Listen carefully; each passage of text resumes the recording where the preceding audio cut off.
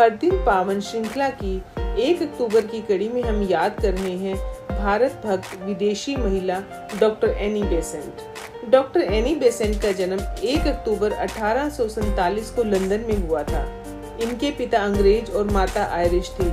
जब ये 5 वर्ष की थी तब इनके पिता का देहांत हो गया। अतः इनकी मां ने इन्हें मिस मैरियट के संरक्षण में हैरो भेज दिया। उनके साथ वे जर्मनी और फ्रांस गई और वहां की भाषाएं सीखी। 17 वर्ष की अवस्था में वे फिर से मां के पास आ गई। 1867 में इनका विवाह एक पादरी रेवरेंड फ्रैंक से हुआ। वह संकुचित विचारों का था, अतः 2 संतानों के बाद ही तलाक हो गया। ब्रिटिश कानून के अनुसार दोनों बच्चे पिता पर ही रहे। इससे इनके दिल को ठेस लगी। उन्होंने मां से बच्चों को अलग करने वाले कानून की निंदा करते हुए अपना शेष जीवन निर्धन और अनाथों की सेवा में लगाने का निश्चय किया। इस घटना से इनका विश्वास ईश्वर, बाइबल और ईसाई मजहब से उठ गया।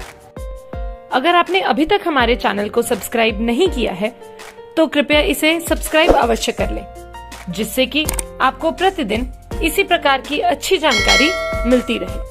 श्रीमती एनी बेसेंट इसके बाद लेखन और प्रकाशन से जुड़ गई। उन्होंने झुग्गी झोपड़ियों में रहने वाले मजदूरों की समस्याओं को सुलझाने के लिए अथक प्रयत्न किए।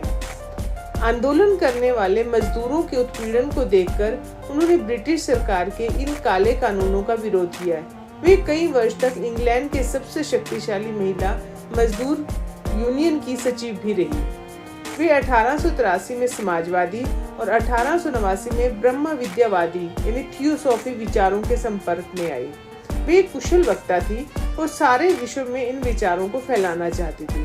वे पाश्चात्य विचारधारा की विरोधी और प्राचीन भारतीय व्यवस्था की समर्थक थी। 1893 में उन्होंने वाराणसी को अपना केंद्र बनाया है। यहाँ उनकी सभी मानसिक और आध्यात्मिक समस्याओं का समाधान हुआ। अतः वे वाराणसी को ही अपना वास्तविक घर मानने लगी। 1907 में वे थियोसॉफिकल सोसाइटी की अध्यक्ष बनी।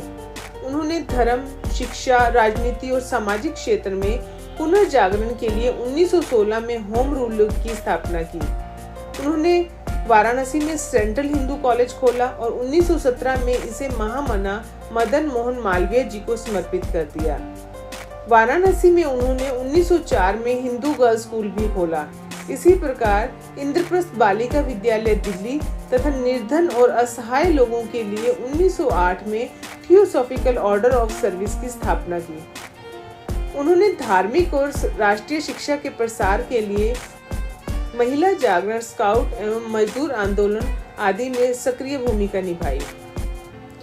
सामाजिक बुराइयां मिटाने के लिए उन्होंने ब्रदर्स ऑफ सर्विस संस्था बनाई। इसके सदस्यों को एक प्रतिज्ञा पत्र पर हस्ताक्षर करने पड़ते थे। कांग्रेस और स्वाधीनता संग्राम में सक्रिय होने के कारण उन्हें जेल में भी रहना पड़ा। 1917 के कोलकाता अधिवेशन में उन्हें कांग्रेस का अध्यक्ष बनाया गया। यद्यपि फिर लोकमान्य तिलक और गांधी जी से उनके भारी मतभेद हो गए। इससे वे अकेली पड़ गई।